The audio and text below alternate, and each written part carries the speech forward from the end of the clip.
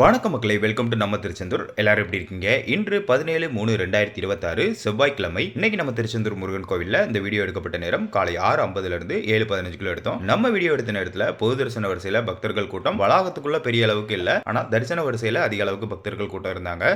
மூத்த குடிமக்கள் தரிசன வரிசை காலையில் 7 மணிக்கு தான் ஓப்பன் பண்ணுவாங்க. நாம அதுக்கு முன்னாடியே எடுத்ததுனால மூத்த குடிமக்கள் தரிசன வரிசையில் பக்தர்கள் தரிசனத்திற்காக காத்துக்கிட்டு இருந்தாங்க. அதிகபட்சமாக பார்த்தீங்கன்னா இன்னைக்கு மூத்த குடிமக்கள் தரிசன வரிசையில் ஒரு 3/4 மணி நேரத்திலிருந்து 1 மணி நேரத்துக்குள்ள சாமி பார்த்துடலாம். அந்த அளவுக்கு தான் மூத்த குடிமக்கள் தரிசன வரிசையில் பக்தர்கள் இருந்தாங்க. 100 ரூபாய் கட்டண தரிசன வரிசையில் இன்னைக்கு அதிகபட்சமாக பார்த்தீங்கன்னா ஒரு 2 2.5 மணி நேரத்துக்குள்ள சாமி பார்த்துடலாம். அன்னதானத்தில் இன்னைக்கு பெரிய அளவுக்கு பக்தர்கள் கூட்டம் இல்லை. கோவில்லையும் இன்னைக்கு பெரிய அளவுக்கு பக்தர்கள் கூட்டம் இல்லாத காரணத்தினால அன்னதானத்துக்கு வந்த பக்தர்கள் நேரடியாக உள்ள சாப்பிட போயிட்டு இருக்காங்க. நீங்க வீடியோவில் பார்க்கும்போதே தெரியும். இன்னைக்கு நீங்க நம்ம திருச்செந்தூர் முருகன் கோயிலுக்கு வந்துட்டு நம்ம வீடியோ பார்க்க வாய்ப்பு இருந்ததுன்னா இன்னைக்கு நீங்க எப்போ சாமி பார்க்க உள்ள போனீங்க, எவ்வளவு நேரத்தில் சாமி பார்த்துட்டு வெளியே வந்தீங்க அப்படிங்கிறத மறக்காம ஒரு கமெண்ட் பண்ணிருங்க மக்களே. மாற்றுத்திறனாளிகளுக்காக திருச்செந்தூர் முருகன் கோவில்ல வீல் சேர் வசதி இருக்கான்னு நிறைய பேர் கேட்குறீங்க. திருச்செந்தூர் முருகன் கோவில்ல வீல் சேர் வசதி இருக்கு மக்களே. நீங்க டைரக்டா ஆபீஸ்ல போய் வாங்கிக்கலாம். ஆபீஸ்ல நீங்க வீல் சேர் வாங்கும்போது உங்ககிட்ட 500 ரூபாய் அட்வான்ஸ் வாங்குவாங்க. வீல் சேரை நீங்க திருப்பி கொடுக்கும்போது அந்த அட்வான்ஸையும் உங்களுக்கு திருப்பி தந்துருவாங்க. அதே மாதிரி வீல் சேர்ல செல்லக்கூடிய மாற்றுத்திறனாளி பக்தர்கள் டைரக்டா உள்ள போய் சாமி பார்க்கலாம். நீங்க எந்த கியூலையுமே வெயிட் பண்ண வேண்டிய அவசியம் இருக்காது. 2-3 நாளைக்கு முன்னாடி திருச்செந்தூர் முருகன் கோவில் கடற்கரையில கடற்பாசிகள் அதிகமாக கரை ஒதுங்குது, அதனால பக்தர்கள் பார்த்து கவனமா குளிங்கன்னு சொல்லியிருந்தோம். தற்பொழுது வந்து பாத்தீங்கன்னா அது எல்லாமே கிளியர் ஆயிட்டு அந்த வீடியோவை பார்த்தவங்களுக்கு தெரியும் எந்த அளவுக்கு கடற்பாசிகள் அதிகமாக கரையோரங்களில் இருந்ததுன்னு. இப்போ வந்து பாத்தீங்கன்னா ரொம்பவே குறைஞ்சிட்டு மக்களே.